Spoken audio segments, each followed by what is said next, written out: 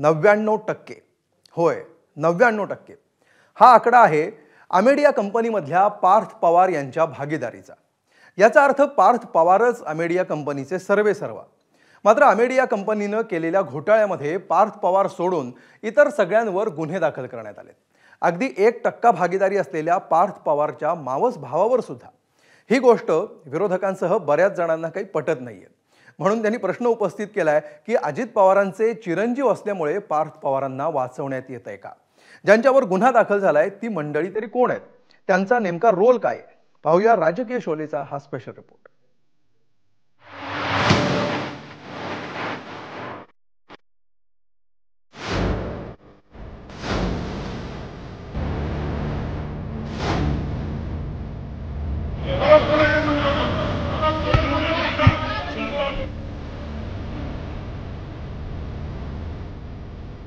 गल्लीपासून दिल्लीपर्यंत एकच प्रश्न विचारला जातो, तो म्हणजे उपमुख्यमंत्री अजित पवारांचे थोरले चिरंजीव पार्थवर गुन्हा दाखल होणार का?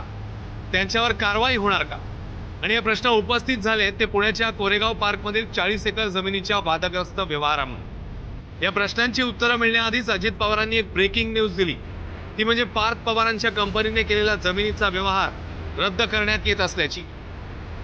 मला आज संध्याकाळी कळालं की ह्यामध्ये ते जे काही डॉक्युमेंट झालेले होते ते सगळे कॅन्सल करण्यात आलेले आहेत.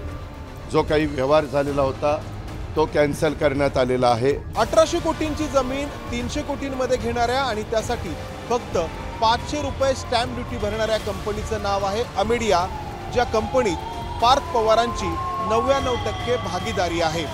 या कंपनीचा पत्ता पार्थ पवारांच्या नावावरती असलेला पुण्यातील जिजाई बंगला आहे, जो जिजाई बंगला अजित पवारांचं निवासस्थान म्हणून ओळखला जातो. फक्त पार्थ पवारांच्या वतीने सही करण्याचे अधिकार दिग्विजय पाटील या त्यांच्या व्यावसायिक भागीदाराकडे आणि मामे भावाकडे आहेत. बावधन पोलिसांच्या तपासात हे समोर आलंय. काही जणांनी विचारलं की बाबा त्या कंपनीमध्ये पार्थ पवार असताना त्यांना कसं काय त्यांचं नाव टाकलं गेलं नाही.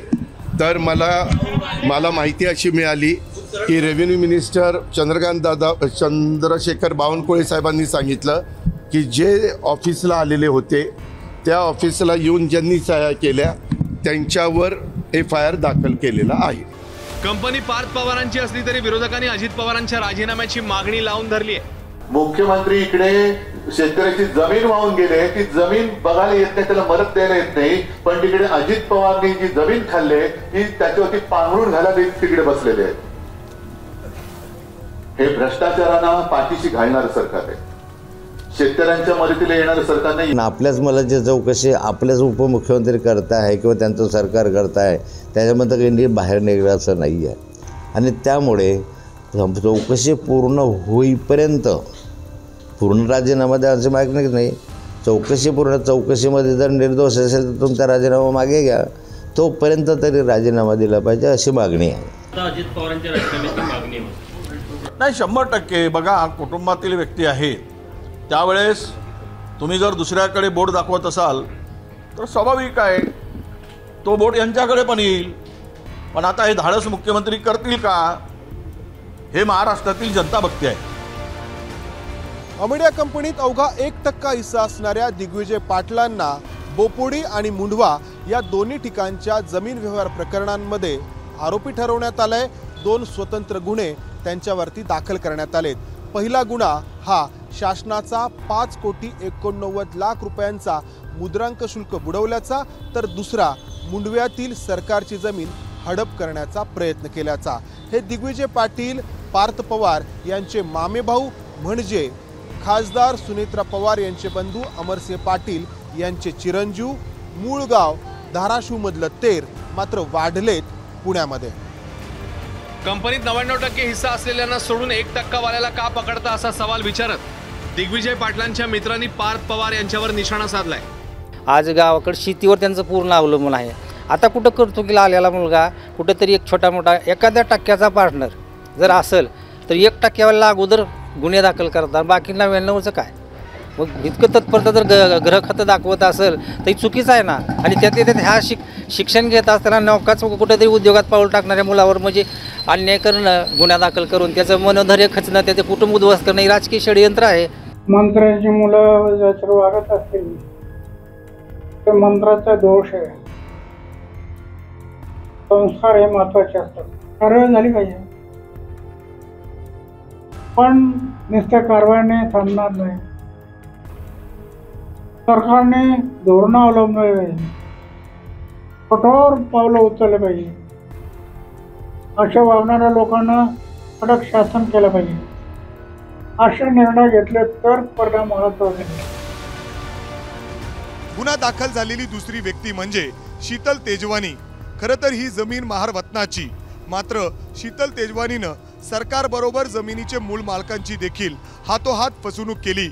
सरकारकडून ही जमीन परत मिळवून देण्याचा आमिष दाखवून जे मूळ मालक आहेत त्यांच्याकडून पॉवर ऑफ अटर्नी घेतली, तर काहींकडून वंशावळ अपडेट करण्याच्या नावाखाली स्टॅम्प पेपरवर सह्या घेतल्या.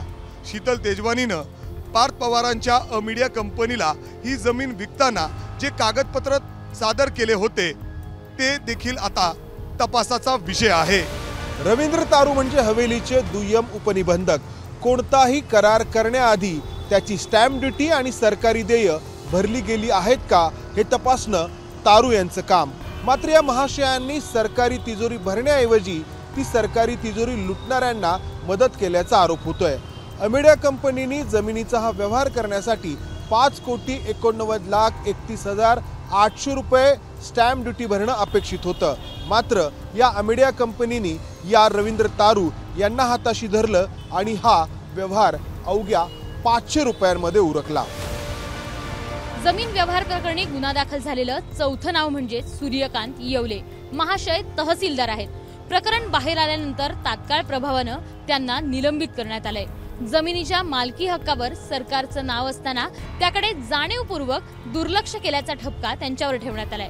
सरकारी मालकीची जमीन खासगी व्यक्तीस प्रदान करून अपहार केल्याचा आरोप त्यांच्यावर लावण्यात आलाय. आम्ही काल सूर्यकांत येवलेंशी संपर्क साधला असता त्यांनी आरोपांचं खंडन केलंय. कशा पद्धतीने जमीन हडपण्याचा कट रचला गेला, कशा पद्धतीने डॉक्युमेंट्स तयार केले गेले, कशा पद्धतीने नियम डावलून दस्तासाठीचे डॉक्युमेंट आणले गेले आणि काहीही नसताना दस्त न मंजूर झाला तसंच इकडं जमिनीवरून नावसुद्धा बोपोडीला चढलं आहे. हा गुन्हेगारी प्रकार आहे आणि ज्यांनी गुन्हे केलेत त्यांनी एवढे 2च गुन्हे केलेत असं समजून चालायचं कारण नाही. संपूर्ण चौकशी झाली पाहिजे की या कंपनी आणि हे 3 याचे जे आरोपी आहेत त्यांनी आतापर्यंत काय काय केलेलं आहे. हेमंत गावंडे या महाशयांवर गुन्हा दाखल झालाय तो बोपोडी जमीन घोटाळ्या प्रकरणी. या प्रकरणात आतापर्यंत एकूण 9 जणांच्या विरोधात गुन्हा दाखल करण्यात आलाय. हेमंत गावंडेंच्या विजन प्रॉपर्टी कंपनीनं आणि पार्थ पवारांच्या मीडिया या कंपनीनं राज्य सरकारची 5.5 हेक्टर जागा हडपण्याचा प्रयत्न केल्याचा त्यांच्यावर आरोप होतोय. एकनाथ खडसेंच्या ज्या जमीन घोटाळ्या प्रकरणी त्यांना राजीनामा द्यावा लागला होता तो भोसरी जमीन घोटाळा प्रकरण देखील याच हेमंत गावंडेंनी बाहेर आणलं होतं. अमेडिया कंपनीची 99% मालकी असलेल्या पार्थ पवारांवर देखील कारवाई होणार का, की त्यांचं नाव आरोपीच्या यादीत कधीच येणार नाही? तसंच आरोपींची यादी या नावांपुरती मर्यादित राहणार की चौकशीनंतर ती वाढणार की घटणार, या उत्तरांची महाराष्ट्राला नक्कीच प्रतीक्षा असेल. ब्युरो रिपोर्ट, एबीपी माझा, पुणे. एबीपी माझा, उघडा डोळे बघा नीट.